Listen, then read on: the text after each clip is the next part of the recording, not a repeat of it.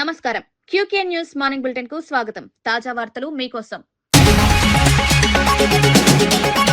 AP గంజాయి hub గా మారిందన్న చంద్రబాబు. 5 ఏళ్ల పాలనపై సీఎం విమర్శలు. డ్రగ్స్ నియంత్రణకు కఠిన చర్యలు. యువతను మాదక ద్రవ్యాల నుంచి కాపాడతామని వ్యాఖ్య. అభివృద్ధి, శాంతి భద్రతలకే ప్రాధాన్యం.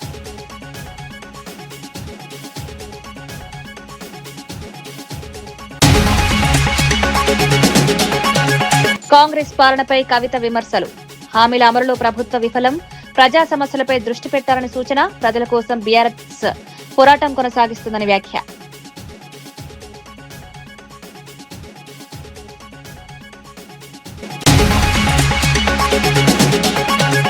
భావ వ్యక్తీకరణకు హద్దులుంటాయన్న Pawan Kalyan. Freedom of speech కు పరిమితులున్నాయని వెల్లడి. మహిళలు, కుటుంబాలపై దూషణలు తప్పని వ్యాఖ్య.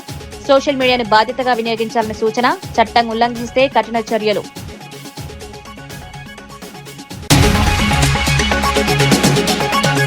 నితిన్ నబీన్ పర్యటనతో కాంగ్రెస్ లో కలవరమన్న రామచంద్రరావు. బీజేపీ బలోపేతంపై ధీమా. కాంగ్రెస్ పై ప్రజల్లో అసంతృప్తి పెరిగిందని వ్యాఖ్య. కార్యకర్తలు మరింత చురుగ్గా పనిచేయాలని పిలుపు. తెలంగాణలో మార్పు ఖాయమని వ్యాఖ్య.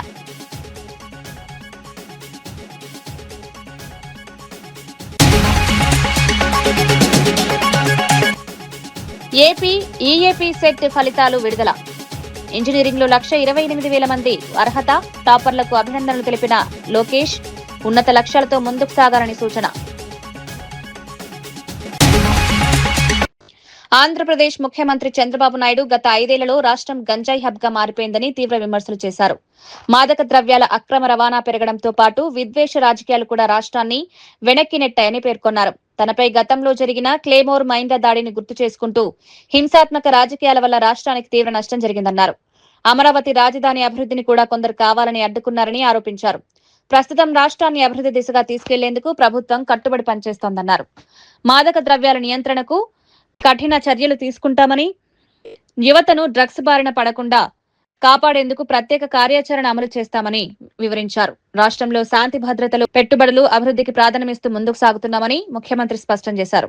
పంపిస్తారు, నేను చెప్పినట్టు నువ్వు చేయకపోతే నిన్ను చంపేస్తామని భయపడి డబ్బులు ఇమ్మంటే డబ్బులు ఇస్తారు. ఏ పని చేయమంటే ఆ పని చేసేవాళ్ళు. నేను వాళ్ళ మీద పోరాడాను. కడాన నన్ను టార్గెట్ చేశారు. టార్గెట్ చేసి తిరుపతి వెంకటేశ్వర స్వామికి ఏదైతే మనం మామూలుగా లాంఛనాలు ఇస్తాం, అలాంటి లాంఛనాలు ఇచ్చే సమయంలో నా మీద 23 క్లేమోర్ మైన్స్ పెట్టి నన్ను చంపే ప్రయత్నం చేస్తే సాక్షాత్తు వెంకటేశ్వర స్వామి దిగొచ్చి నాకు ప్రాణభిక్ష పెట్టాడు.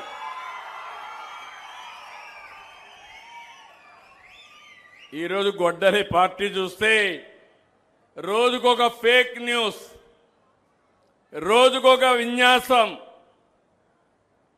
ప్రజల్లో కులం, మతం, ప్రాంతం ఇలాంటివన్నీ చిచ్చులు పెట్టే పరిస్థితికి వచ్చాడు. మీరు ఒకసారి చూడండి, ఒకప్పుడు రాష్ట్రంలో ఆంధ్రప్రదేశ్ రాష్ట్రం అంటే గంజాయి మ్యానుఫ్యాక్చరింగ్ హబ్. పాడేరణంగానే గుర్తొచ్చేది. అది ఒక పంట, గంజాయి పంటే ఆడ పండించేవాళ్ళు. అక్కడి నుంచి డ్రగ్స్ వచ్చేటివి. ప్రతి ప్రాంతంలో డ్రగ్స్ ఇచ్చి, గంజాయి ఇచ్చి మన పిల్లల జీవితాలతో ఆడుకున్నారు. 5 ఏళ్లు మీటింగ్ పెడితే బలవంతంగా తీసుకొచ్చి కందకాలు దువ్వి చుట్టుపక్కల మిమ్మల్ని నిలబెట్టిన రోజులు, బంధించిన రోజులు. ఎవరైనా అడ్డం మాట్లాడితే వాళ్ళ మీద దాడులు చేసిన రోజులు. మీరొక్క విషయం చూడండి, ఇటీవల 3 సంఘటనలు చెప్తున్నాను. ఇలాంటి 30 ఉన్నాయి, 300 కూడా ఉన్నాయి. మనందరికీ ఒక రాజధాని అవసరమా లేదా మిమ్మల్ని అడుగుతున్నా. ఏమమ్మా, కావాలనా లేదా? కావాలి అనుకున్నాడు చేతుల పైకెత్తండి. అందరికీ రాజధాని కావాలి. గొడ్డలి పార్టీకి మాత్రం రాజధాని అవసరం లేదు. ఎన్నికల కంటే ముందు మొట్టమొదటిసారిగా అసెంబ్లీ హైదరాబాద్లో పెడితే నేను కూడా అమరావతిని సపోర్ట్ చేస్తానని చెప్పాడు. చెప్పిన తర్వాత 29,000 మంది రైతులు 33,000 ఎకరాలు భూమి స్వచ్ఛందంగా రాజధానికి ఇచ్చారు. ల్యాండ్ పూలింగ్లో రాజధాని ప్రారంభిస్తే జరగనీయకుండా అడ్డంబిడి కుట్రలు చేసి అక్కడ చెరుకు తోటలుంటే అవన్నిటికీ అగ్గిపెట్టి మళ్ళా ప్రభుత్వమే చేసిందని కుట్రలు చేసే పరిస్థితికి వచ్చారు. వీళ్ళకి అలవాటే. బాబాయిని గొడ్డలతో చంపేసి నా మీద కేసు పెట్టిన వాళ్ళకి నేరాలు చేయడం అంత కష్టం కాదు. ఉప ముఖ్యమంత్రి పవన్ కళ్యాణ్ భావ వ్యక్తీకరణ స్వేచ్ఛకు కూడా రాజ్యాంగబద్దమైన పరిమితులుంటాయని స్పష్టం చేశారు. ప్రభుత్వం, రాజకీయ నాయకులను విమర్శించడం ప్రజాస్వామ్యంలో సహజమేనని, అయితే మహిళలను, కుటుంబ సభ్యులను కించపరుస్తూ మాట్లాడడం ఏమాత్రం సమర్థనీయం కాదన్నారు. ఫ్రీడమ్ ఆఫ్ స్పీచ్ పేరుతో వ్యక్తుల పరువు ప్రతిష్టలకు భంగం కలిగించడం, మరణ బెదిరింపులివ్వడం, సామూహికంగా వేధించడం వంటి చర్యలు చట్టరీత్యా నేరాలని పేర్కొన్నారు. సోషల్ మీడియా వేదికలను బాధ్యతాయుతంగా వినియోగించాలని ప్రజలకు సూచించారు. రాజకీయ విభేదాలను వ్యక్తిగత దూషణల స్థాయికి తీసుకెళ్లడం సమాజానికి హానికరమన్నారు. మహిళల గౌరవాన్ని కాపాడడం ప్రతి ఒక్కరి బాధ్యత అని తెలిపారు. చట్టాన్ని ఉల్లంఘించే వారిపై ప్రభుత్వం కఠిన చర్యలు తీసుకుంటుందని హెచ్చరించారు. ఒకరి హక్కులను మరొకరు ఉల్లంఘించే స్థాయికి వెళ్ళినప్పుడు చట్టపరమైన పరిణామాలు తప్పవు. భారత రాజ్యాంగంలోని ఆర్టికల్ 19 క్లాస్ 2 ప్రకారం దేశ సమగ్రత, జాతీయ భద్రత, ప్రజాశాంతి, మర్యాద, నైతిక విలువలు, పరువు నష్టం, నేరాలకు ప్రేరేపించడం వంటి అంశాల్లో రీజనబుల్ రిస్ట్రిక్షన్స్ ఉన్నాయి. సింపుల్గా చెప్పాలి అంటే ఫ్రీడమ్ ఆఫ్ స్పీచ్ అంటే ఫ్రీడమ్ టు అబ్యూస్ కాదు. Again I repeat, freedom of speech does not mean freedom to abuse. ప్రభుత్వాన్ని విమర్శించే హక్కు మీకుంది, మమ్మల్ని ప్రశ్నించే హక్కు మీకుంది, మా నిర్ణయాలతో విభేదించే హక్కు మీకుంది. అదే ప్రజాస్వామ్యం, దాన్ని మేము స్వాగతిస్తాం. కానీ ఒకరిని తిట్టడం, డెత్ థ్రెట్స్ ఇవ్వడం, ఆధారాలు లేకుండా ఆరోపణలు చేయడం, మహిళలను టార్గెట్ చేయడం, మత విశ్వాసాలను అవమానించడం, ఒక వ్యక్తి గౌరవాన్ని దెబ్బతీయడం, హింసకు ప్రేరేపించడం, ఇవన్నీ రాజ్యాంగం కల్పించిన స్వేచ్ఛలోకి రావు. ఇవి చట్టపరంగా నేరాలు. గత కొన్నేళ్లుగా సోషల్ మీడియా దుర్వినియోగం ఆందోళన కలిగించే స్థాయికి చేరుకుంది. చాలామంది ఫేక్ అకౌంట్స్ వెనక దాక్కొని అసభ్య పదజాలం ఉపయోగించడం, వ్యక్తిగత దూషణలు చేయడం, పరువు తీసే ప్రయత్నాలు చేయడం, ఆధారాలు లేని ఆరోపణలు చేయడం, fake propaganda, mark photos, death threats, organised harassment వంటి చర్యలకి పాల్పడుతూ ఉన్నారు. మహిళల్ని ముఖ్యంగా అత్యంత అసభ్యంగా టార్గెట్ చేస్తూ ఉన్నారు. చివరికి దేవుళ్ళని, దేవతల్ని కూడా వదలట్లేదు. దేవుళ్ళని, దేవతలపై కూడా ఉద్దేశపూర్వకంగా అవమానకర వ్యాఖ్యలు చేస్తున్నారు. ఇవన్నీ కూడా ఫ్రీడమ్ ఆఫ్ ఎక్స్ప్రెషన్ కింద రావు. ఇది హెల్దీ క్రిటిసిజం కాదు. ఇది ప్రజాస్వామ్యం కానే కాదు. ఈ సందర్భంగా ఒక విషయం చాలా స్పష్టంగా చెప్పాలనుకుంటున్నాం. Constructive criticism, fair comment, satire ఇవన్నీ ప్రజాస్వామ్యంలో భాగమే. విభిన్న అభిప్రాయాలను వ్యక్తం చేసే హక్కును మేము పూర్తిగా గౌరవిస్తాం. కానీ malicious fake campaigns, hate speech, criminal intimidation, cyber harassment, organised abuse, ఒకరి పరువును ఉద్దేశపూర్వకంగా దెబ్బతీయాలనే ప్రయత్నాలు, ఇవన్నీ ఫ్రీడమ్ ఆఫ్ స్పీచ్ పేరుతో సమర్థింపబడవు. ఇంకో విషయం చాలా TPCC working president Jaggareddy Ayodhya రామాలయ వ్యవహారంపై ప్రధాని నరేంద్ర మోదీ, కేంద్ర హోంమంత్రి అమిత్ షా, ఉత్తరప్రదేశ్ ముఖ్యమంత్రి యోగి ఆదిత్యనాథ్లను ప్రశ్నించారు. గత 4 దశాబ్దాలుగా రామాలయాన్ని రాజకీయ అంశంగా ఉపయోగించుకుని అధికారంలోకి వచ్చారని, ఆలయ నిర్మాణంతో బాధ్యత ముగిసిపోయిందన్నారు. ఆలయ భద్రత, నిర్వహణ, అక్కడ జరిగే పరిణామాలపై కూడా కేంద్ర ప్రభుత్వం పూర్తి బాధ్యత వహించాలని పేర్కొన్నారు. కోట్లాది మంది భక్తుల విశ్వాసాలకు సంబంధించిన అంశాల్లో పూర్తి పారదర్శకత అవసరమన్నారు. ప్రజల విశ్వాసాన్ని రాజకీయ ప్రయోజనాలకు వినియోగించకుండా ఆలయ పరిరక్షణకు అవసరమైన చర్యలు తీసుకోవాలని సూచించారు. यूज कर ले आप लोग इसको इस्तेमाल करके आप लोग का राम जी भगवान के नाम पे तो आप लोग तो गवर्नमेंट बने हैं। अब तो आज जो भी गवर्नमेंट बीजेपी सेंट्रल में है वो श्री राम भगवान के नाम पे है। आप मंदिर बनेंगे बीजेपी को हुकूमत दो पावर दो, हम राम मंदिर बनेंगे, भगवान के मंदिर बनेंगे। कुछ सालों से आप पूछे हैं, अब जनता भी मौका दिए आपको, क्या आपको एक मंदिर बन के छोड़ने का जिम्मेदारी नहीं? देखभाल अच्छा बुरा भी देखना है, आपका काम है, बीजेपी का काम है। कई बोल तो श्री राम भगवान के नाम पे आप लोग का जो वोट बैंक पॉलिटिक्स की है, भगवान के नाम पे आप लोग का हुकूमत पावर में आए हैं आप लोग, मगर वही भगवान के मंदिर पे वही श्री राम भगवान जो अयोध्या रामालय में वो चोरी हुआ, फिर आज तक कोई राम भगवान के नाम पे पावर में आए, मगर राम भगवान मंदिर अयोध्या में जो चोरी हुआ, कुछ करोड़ों का चोरी हुआ, मैंने आज तक प्रधानमंत्री जी बात किए नहीं, आज तक अमित शाह जी बात नहीं किए।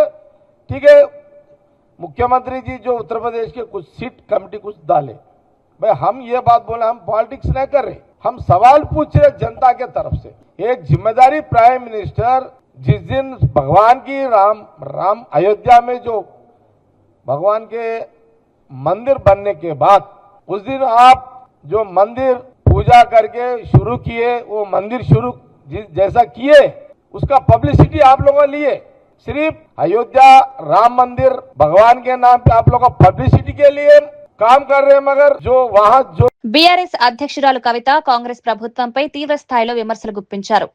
మరో 20 ఏళ్లైనా కాంగ్రెస్ అధికారంలోకి రావడం అసాధ్యమని వ్యాఖ్యానించారు.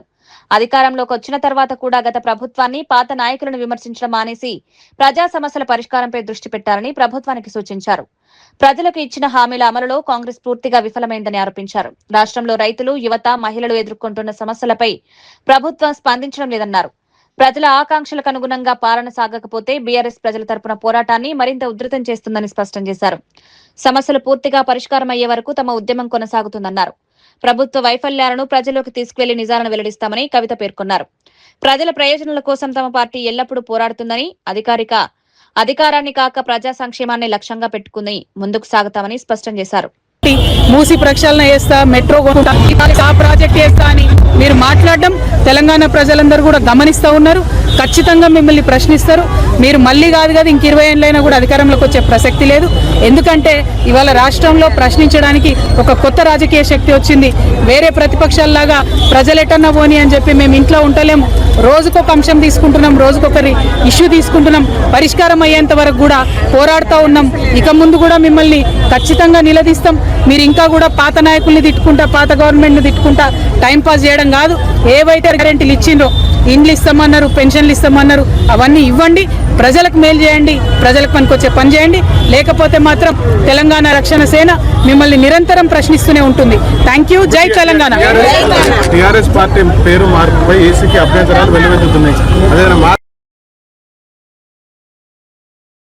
యాదగిరిగుట్టను దేశంలోనే అత్యంత ప్రతిష్టాత్మక ఆధ్యాత్మిక క్షేత్రంగా అభివృద్ధి చేయడమే రాష్ట్ర ప్రభుత్వ లక్ష్యమని టీపీసీసీ అధ్యక్షుడు మహేష్ కుమార్ గౌడ్ తెలిపారు.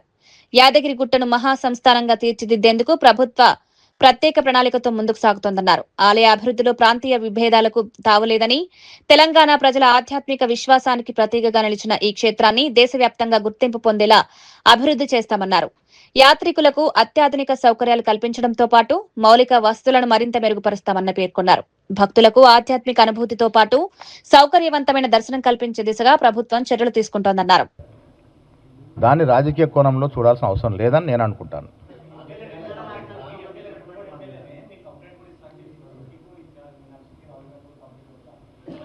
ఎమ్మెల్యే గారు మాట్లాడినారు, వారికి కూడా చెప్పినాను. నల్గొండ జిల్లా నాయకులం కానీ మమ్మల్ని సంప్రదించుంటే బాగుండేది అని వారు అన్నారు. నేను కూడా దానికి ఏకీభవిస్తాను, ముఖ్యమంత్రి గారితో మాట్లాడతాను. అంటే కొన్ని నిర్ణయాలు కొన్ని అక్కడ ఉన్నటువంటి అవసరాల దృష్ట్యా తీసుకోబడతాయి. అన్నిట్లో అందరినీ ఇన్వాల్వ్ చేయలేము. పరిపాలన సజావుగా జరగాలి కాబట్టి అన్నిట్లో అందరి ప్రమేయం ఉంటే ముందుకు పోదు బండి. యాదగిరి గుట్ట తెలంగాణ ప్రజల గుండెల్లో ఉంది. మనకు తెలుసు దాని పేరు మార్చినప్పుడు తెలంగాణ ప్రజలు ఏ రకంగా బాధపడ్డారు. ఆ గుట్టని ఒక పెద్ద దేవాలయంగా యావత్ దేశ ప్రజలు కొలిసే విధంగా మలచాలని మా కోరిక. అందరూ అంటారు టీటీడీ బోర్డులో తెలంగాణ వాళ్ళు ఉండరా? భగవంతుడి దగ్గర ప్రాంతాలు, కులాలు, మతాలు ఉండవు. ఆ ఆలయాన్ని అభివృద్ధి చేయాలనే తపన ప్రభుత్వానికి ఉంది. తెలంగాణ బీజేపీ సీనియర్ నాయకుడు ఎన్ రామచంద్రరావు బీజేపీ నూతన ఇన్ఛార్జ్ నితిన్ నబీన్ పర్యటనపై స్పందిస్తూ కాంగ్రెస్ ప్రభుత్వంపై విమర్శలు చేశారు. నితిన్ నబీన్ తెలంగాణ పర్యటనతో ముఖ్యమంత్రి రేవంత్ రెడ్డికి కాంగ్రెస్ నాయకత్వాన్ని ఆందోళన మొదలైందని వ్యాఖ్యానించారు. రాష్ట్రంలో బీజేపీ బలోపేతమవుతున్న సంకేతాలు స్పష్టంగా కనిపిస్తున్నాయన్నారు. ప్రజల్లో కాంగ్రెస్ ప్రభుత్వంపై అసంతృప్తి పెరుగుతోందని, అదే బీజేపీకి బలంగా మారుతుందని పేర్కొన్నారు. రానున్న ఎన్నికల్లో బీజేపీ ప్రత్యామ్నాయ శక్తిగా ఎదుగుతుందని ధీమా వ్యక్తం చేశారు. పార్టీ బలోపేతానికి ప్రతి కార్యకర్త కృషి చేయాలని పిలుపునిచ్చారు. తెలంగాణ ప్రజలు మార్పు కోరుకుంటున్నారని, బీజేపీ నాయకత్వంపై విశ్వాసం పెరుగుతోందని తెలిపారు. ఆశీర్వాదం చూసి రేవంత్ రెడ్డి గారి యొక్క ఫ్యూజులు ఎగిరిపోయినాయి. అందుకే రేవంత్ రెడ్డి గారు మాట్లాడుతూ ఉన్నాడు, ఈ నితిన్ నబీన్ ఎవరు, మమతా బెనర్జీని ఓడించిన వ్యక్తి నా దగ్గర వచ్చి నన్ను ఓడించలేడు అని చెప్తా ఉన్నాడు. అంటే ఈ గర్వము, ఈ రాజకీయ దురంకారము నితిన్ నబీన్ గారు ఒకసారి ఒక పర్యటనతోనే నువ్వు ఇంత భయపడినావు అంటే, రేవంత్ రెడ్డి గారు ఈరోజు ఈ వ్యాఖ్యలు నితిన్ నబీన్ గారి మీద గానే మమతా బెనర్జీ ఒక బలహీన ఒక ముఖ్యమంత్రి కాబట్టి ఓడిపోయింది, నన్ను ఓడించడం అనే ఇంత కష్టము అని చెప్పి మాట ఇది అన్నారు. ఇది దీంతోనే అర్థమవుతుంది రేవంత్ రెడ్డి గారు నితిన్ నబీన్ గారి యొక్క పర్యటనతో భయపడి అక్కాసుతో, ఫ్రస్ట్రేషన్తో, భయంతో ఈ వ్యాఖ్యలు చేశారు. వాస్తవానికి మమతా బెనర్జీ వారి ఇండియా అలయన్స్లో ఉన్నారు. ఒకవైపు రాహుల్ గాంధీ ఓట్ల దొంగతనంతో ఆమె ఓడిపోయిందంటే, ఈయన నితిన్ నబీన్తో వల్ల బీజేపీ వల్ల ఓడిపోయింది, నేను ఓడిపోను అని చెప్తా ఉన్నాడు. ఈయన ఓడిపోను అనే మాట అంటేనే అర్థమైందంటే కాంగ్రెస్ పార్టీ ముక్త్ తెలంగాణ అనే పిలుపు నితిన్ నబీన్ గారు ఇచ్చినటువంటి పిలుపు ఈరోజు ప్రజలు ఇక్కడ దానికి సిద్ధంగా ఉన్నారు. అంతేకాకుండా కాంగ్రెస్ పార్టీలో జరిగినటువంటి అవినీతిని, ఆర్ఆర్ ట్యాక్స్ని బయటికి పెట్టినటువంటి నితిన్ నబీన్ గారు వారి యొక్క చేసినటువంటి వ్యాఖ్యలకు భయపడి ఫ్రస్ట్రేషన్తో బీజేపీ బలపడుతున్నది అనేటటువంటి ఒక భయంతో ఈరోజు రేవంత్ రెడ్డి గారు నితిన్ నబీన్ గారి మీద ఈ వ్యాఖ్యలను చేయడం జరిగింది. ఈరోజు కాంగ్రెస్ నాయకులు చాలామంది అంటున్నారు, ఈ 12 సంవత్సరాలు మోదీ గారు ఏం చేశారని చెప్పేసి చర్చిద్దామా అని. నేను ఆ రోజే చెప్తా ఉన్నాను, నేను చర్చించడానికి సిద్ధంగా ఉన్నాను. దమ్ముంటే సెక్రటరియట్ గేట్ దగ్గర 2 కుర్చీలు పెడదాం, వాన పడితే గొడుగులు కూడా మేము తీసుకొస్తాం. ఆ ఒక చర్చ చేసి 12 సంవత్సరాలు మేము ఇచ్చింది ఏంది, 2.5 సంవత్సరాలు తెలంగాణకు ఎంత మోసం మీరు చేశారు అనే విషయాన్ని మనం చర్చిద్దాం, తెలంగాణ ప్రజలకు వాస్తవాలు చెబుదామని చెప్పేసి కూడా ఈ సందర్భంగా మీకు తెలియజేస్తా ఉన్నాను. రాజన్న సిరిసిల్ల జిల్లా వేములవాడ నియోజకవర్గంలోని చందుర్తి మండలం కొత్తపేట గ్రామానికి తొలి ఆర్టీసీ బస్సు సౌకర్యాన్ని రాష్ట్ర ప్రభుత్వ విప్ వేములవాడ ఎమ్మెల్యే ఆది శ్రీనివాస్ ప్రారంభించారు. గ్రామం ఏర్పడినప్పటి నుంచి ప్రజలు బస్సు సౌకర్యం లేక తీవ్ర ఇబ్బందులు ఎదుర్కొంటున్నారని తెలిపారు. ముఖ్యమంత్రి రేవంత్ రెడ్డి, రవాణా శాఖ మంత్రి పొన్నం ప్రభాకర్ సహకారంతో ఈ సమస్యకు శాశ్వత పరిష్కారం లభించిందన్నారు. విద్యార్థులు, ఉద్యోగులు, రైతులు, మహిళలకు ఈ బస్సు సేవలు ఎంతో ఉపయోగపడతాయన్నారు. గ్రామీణ ప్రాంతాలకు మెరుగైన రవాణా సౌకర్యాలు కల్పించడమే ప్రభుత్వ లక్ష్యమని పేర్కొన్నారు. ప్రజల అవసరాలకు అనుగుణంగా మరిన్ని కొత్త బస్సు మార్గాలను కూడా ప్రారంభిస్తామని హామీ ఇచ్చారు.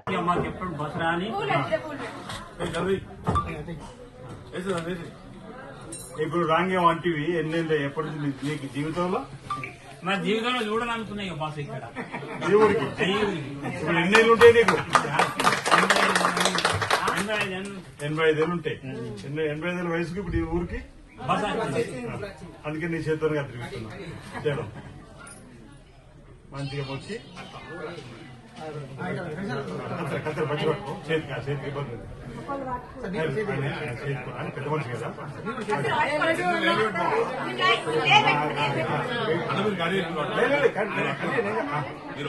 మళ్ళీ ఇప్పుడే మధ్యాహ్నం రాలే మంచిగా బంగ్లాలు అయినాయి.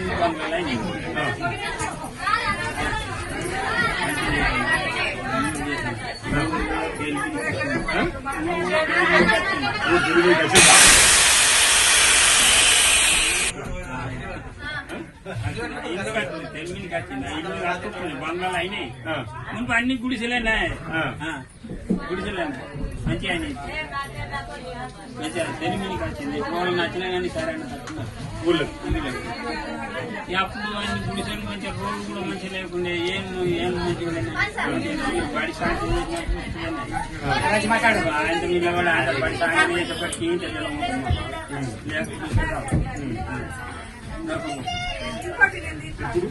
ఇప్పుడు మంచిగా సాయంత్రం అయింది, అయింది. మళ్ళీ ఇప్పుడు బస్సు అనుకోలేదు, నా కాలం కూడా అనుకోలేదు. ఈ బస్సు నడవాలనుకున్నాను నేను, ఈ రోడ్డు రావాలనుకున్నాను. జీవితకాలం 85 ఏళ్ళు రాగానే ఏమంటున్నట్టు అసలు జీవితంలో చచ్చిపోయిన బతుకులు లేదో మా ఊరికి అనుకున్నాను. నేను కానీ ఇప్పుడు రాదని అనుకున్నాం. కానీ అప్పుడు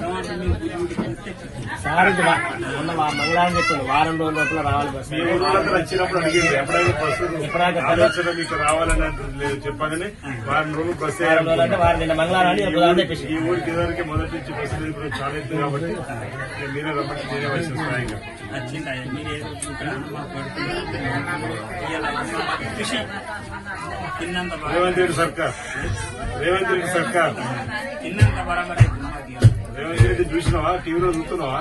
ఇంకా టీవీలో కనిపిస్తాడు కానీ నేను ఆయన టీవీలో చూస్తున్నావా?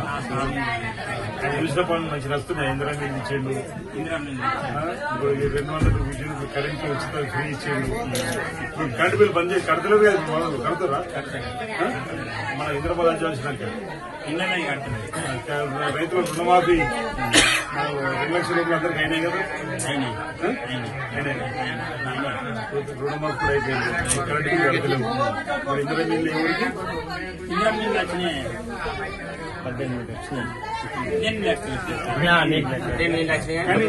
కానీ ఇందిరా మిల్లు వచ్చిన తర్వాత ఊరికి తెలివి వచ్చింది. పెద్ద అంటే తెలివి అంటే ఉద్దేశం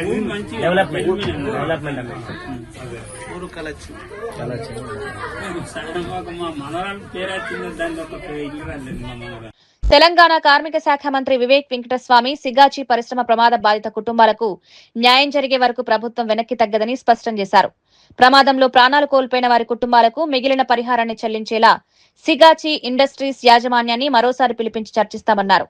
సంగారెడ్డి జిల్లా రామచంద్రపురంలో కాంగ్రెస్ పార్టీ ఎస్ఐఆర్ అవగాహన కార్యక్రమంలో పాల్గొన్న అనంతరం మీడియాతో మాట్లాడిన మంత్రి ప్రభుత్వం బాధితుల పక్షాన నిలుస్తుందన్నారు. ఇదే సందర్భంగా బీఆర్ఎస్ నాయకులపై విమర్శలు గుప్పించిన ఆయన కొండగట్టు బస్సు ప్రమాద సమయంలో స్పందించని వారు ఇప్పుడు సిగాజీ ఘటనపై రాజకీయాలు చేస్తున్నారని ఆరోపించారు. ప్రమాద బాధిత కుటుంబాలకు పూర్తి న్యాయం చేయడం ప్రభుత్వ బాధ్యత అని, చట్టపరమైన చర్యలు కొనసాగుతాయని స్పష్టం చేశారు. అక్కడ ముఖ్యమంత్రి కొండగట్టు కూడా పోలేదు, కేవలం 5 లక్షల రూపాయలు ఇవ్వడం జరిగింది. సిగాజీ ఇన్సిడెంట్ అయినప్పుడు ముఖ్యమంత్రి గారు, దామోదర్ రాజనరసింహ గారు, శ్రీధర్ బాబు గారు, నేను కార్మిక శాఖ మంత్రిగా వచ్చి సిగాజీలో ఉండి వాళ్ళందరికీ కూడా ₹1 కోటి ఇవ్వాలని చెప్పి అనౌన్స్మెంట్ చేయడం జరిగింది. యాజమాన్యం ఇప్పటి వరకు 50 లక్షల రూపాయలు వాళ్ళందరికీ ఇచ్చినారు. కట్టిన 50 లక్షలు ఇవ్వలేదు. రాష్ట్ర ప్రభుత్వము ఎండీని వాళ్ళని అరెస్ట్ చేసి 2 నెలలు జైల్లో కూడా పెట్టడం జరిగింది. ఏదైతే మాట ఇచ్చినారో దాన్ని 100% అమలు చేయమని చెప్పి వారిపైన ఒత్తిడి తీసుకురావాలి. ఆంధ్రప్రదేశ్లో లక్షలాది మంది విద్యార్థులు ఎదురుచూస్తున్న ఈఏపీ సెట్ ఫలితాలను రాష్ట్ర విద్యాశాఖ మంత్రి నారా లోకేష్ విడుదల చేశారు. ఇంజనీరింగ్ విభాగంలో మొత్తం 1,82,000 మంది విద్యార్థులు అర్హత సాధించగా అందులో 1,844 మంది బాలురు, 81,473 మంది బాలికలు ఉన్నట్లు వెల్లడించారు. ఇంజనీరింగ్ విభాగంలో తాడేపల్లికి చెందిన మణిదీప్ తొలి ర్యాంక్ సాధించగా అగ్రికల్చర్ అండ్ ఫార్మసీ విభాగంలో విజయనగరానికి చెందిన జశ్వంత్ నాయుడు మొదటి ర్యాంక్ సాధించారు. ఈ విభాగంలో 89% ఉత్తీర్ణత నమోదు కావడం సంతోషకరమని పేర్కొన్నారు. విజయం సాధించిన విద్యార్థులను అభినందించిన లోకేష్ వారి భవిష్యత్ విద్యా ప్రస్థానానికి శుభాకాంక్షలు తెలిపారు.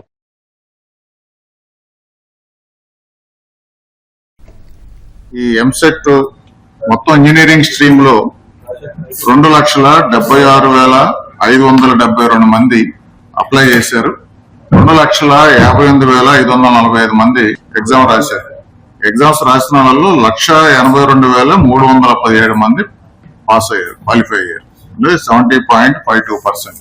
అగ్రికల్చర్ అండ్ ఫార్మసీ స్ట్రీమ్ లో 79,231 మంది అప్లై చేశారు. అందులో 70,929 మంది పరీక్ష రాశారు. వాళ్ళలో 63,546 మంది పాస్ అయ్యారు, 89.59%. ఇంజనీరింగ్ కనుక తీసుకుంటే ర్యాంక్ 1 జొన్నాల రోషన్ మణిదీప్ రెడ్డి 95.6975% మార్క్స్ వచ్చినాయి. ఈజ్ ద మొత్తం ఏపీ టాపర్ అనమాట. మనకి agriculture and ఫార్మసీలో first rank సంబంగి Jaswanth Naidu, ఇతను మన విజయనగరం బొబ్బిలి నుంచి ఉన్నాడు. 92.5398 మార్క్స్ వచ్చినాయి. విజయనగరం ఎంపీ కలిశెట్టి అప్పలనాయుడు అమరావతి రాజధాని అభివృద్ధిపై మాజీ ముఖ్యమంత్రి వైఎస్ జగన్మోహన్ రెడ్డిపై తీవ్ర విమర్శలు చేశారు. వైఎస్ఆర్సీపీ పాలనలో అమరావతి నిర్మాణాన్ని ఉద్దేశపూర్వకంగా అడ్డుకుని రాష్ట్ర అభివృద్ధికి ఆటంకం కలిగించారని ఆరోపించారు. 5 కోట్ల మంది ఆంధ్రప్రదేశ్ ప్రజలు అమరావతిని శాశ్వత రాజధానిగా అభివృద్ధి చెందాలని కోరుకుంటే వైఎస్ఆర్సీపీ మాత్రం దాన్ని అడ్డుకునే ప్రయత్నం చేసిందన్నారు. రాజధాని ప్రాంతంలో అస్థిరత సృష్టించి రైతులను ఇబ్బందులకు గురిచేసేలా వ్యవహరించారని విమర్శించారు. ప్రస్తుతం కూటమి ప్రభుత్వం అమరావతిని ప్రపంచ స్థాయి రాజధానిగా తీర్చిదిద్దేందుకు వేగంగా చర్యలు చేపడుతోందన్నారు. నీతి పరిపాలన కోసం మాట్లాడుతున్నాడు. 5 ఏళ్ళు నీతి పరిపాలన చేశానని. ఈరోజు జగన్మోహన్ రెడ్డి పరిపాలన వ్యవస్థ 5 సంవత్సరాలు వ్యవస్థలు ఏ రకంగా నాశనం చేశాడు, వ్యవస్థలు ఏ రకంగా నష్టపరిచారు, వ్యవస్థలని నాశనం చేసి పరిపూర్ణంగా చేయడానికి ఈరోజు అనుభవమైన ముఖ్యమంత్రి చంద్రబాబు నాయుడు చేస్తున్న ప్రయత్నం కూడా ఆయన కూడా అర్థం కాని పరిస్థితి. అలాంటి వ్యవస్థలను నాశనం చేసి పూర్తిగా చేసి ఈరోజు ఏదో నీతివంతుడు శిలక పలుకులు మాట్లాడుతుంటే ప్రజలు నవ్వుకుంటున్నారు, ఆశ్చర్యం వ్యక్తం చేస్తున్నారు. అమరావతి రైతుల కోసం, అమరావతి ఉద్యమం కోసం, అమరావతి రాజధాని అమరావతి కోసం ఆయన మాట్లాడుతున్నాడు. ఏ అమరావతిని రాజధాని కోసం భూములు రైతులు ఇస్తే 33,000 ఎకరాలు రైతులు ఇస్తే ఏ రైతులను అవమానం చేశావు, ఏ రైతుల్ని ఇబ్బంది పెట్టించావు, అప్పుడున్న పోలీస్ వ్యవస్థతో ఆ రైతుల్ని, మహిళా రైతులను కూడా అవమానకరమైన మాట్లాడించి బూటుకాలు తన్నించిన సందర్భం చరిత్ర మీది. అలాగే 3 రాజధానులు అన్నావు, ముప్పు గ్రామం అన్నావు, శ్మశానం అన్నావు. ఈరోజు మహిళల్ని కించిపరిచే విధంగా మాట్లాడావు. మేము నోడంటే మాట్లాడకూడదు, మా సంస్కారం ఉంది కనుక. అలాంటి మాటలు మీరు మాట్లాడారు, మీ అప్పుడు మంత్రులతో మాట్లాడించావు. అలాంటి అమరావతి రాజధాని నిర్మాణం ఈరోజు ఎన్డీఏ కూటమి వచ్చిన తర్వాత గౌరవ ప్రధానమంత్రి నరేంద్ర మోదీ సహాయ సహకారాలతో ఈరోజు అమరావతి నిర్మాణం బ్రహ్మాండం జరుగుతుంది. ఈరోజు ప్రపంచంలో దేశంలో ఉన్న తెలుగు వాళ్ళు అందరూ కూడా గర్వపడే రాజధాని నిర్మాణం జరుగుతుంది. ఎదురు చూస్తున్నారు. రేపు ఒక 2 ఇయర్స్లో అద్భుతంగా పరిపాలన జరగబోతుంది. దేశంలో విదేశాల్లో ఉన్న నగరాల కంటే అద్భుతంగా నగరంగా జరుగుతుందని ఈరోజు 5 కోట్ల ఆంధ్రులతో పాటు తెలుగువాడు ఏ ప్రాంతాన్ని ఉన్నా సరే ఎదురుగా చూస్తున్న అమరావతి నిర్మాణం జరుగుతుంటే అక్కడ కుట్రలు చేయడానికి ఎవరు పిలిచారు జగన్మోహన్ రెడ్డి మిమ్మల్ని? ఏ రైతు పిలిచాడు మిమ్మల్ని? అమరావతి రైతులు పేరంట పోయి ఈరోజు అల్లరి సృష్టించడానికి చేస్తున్న ప్రయత్నం ఇది. పారిశ్రామికవేత్తలు వచ్చి అక్కడ ఇండస్ట్రీలు పెడుతుంటే, అదే సమయంలో ఇన్స్టిట్యూట్లు పెడుతుంటే నువ్వు వాళ్ళు వెనక్కి పంపించడానికి కుట్ర బండి, తాడేపల్లి బెంగళూరు ప్యాలెస్లో కూర్చొని కుట్రల బండి మీ వాళ్ళు పంపించి అల్లరి చేస్తుంటే తిరిగి దాడి చేశామని అంటున్నావా? అమరావతి రైతులను దాడి చేసింది ఎవరు? గతంలో అన్యాయం చేసింది ఎవరు? రైతుల్ని మభ్యపెట్టింది ఎవరు? రైతుల్ని అవమానకరంగా మాట్లాడే వారెవరో ప్రజలు తెలుసు. మంచి పేరు ప్రతిష్ఠ వచ్చిన సందర్భంలో మీ బ్యాచ్ని పంపించి ఈరోజు అల్లరి చేయడం చేస్తున్న కుట్రలు. పరిరక్షణ కమిటీ అంట, అందులో ఎవరున్నారు? రౌడీ షీటర్లు. టీడీపీ కార్యాలయంపై దాడి చేసిన రౌడీ షీటర్లు వాళ్ళు పరిరక్షణ కమిటీయా అమరావతికి? ఇది ఒక కుట్ర.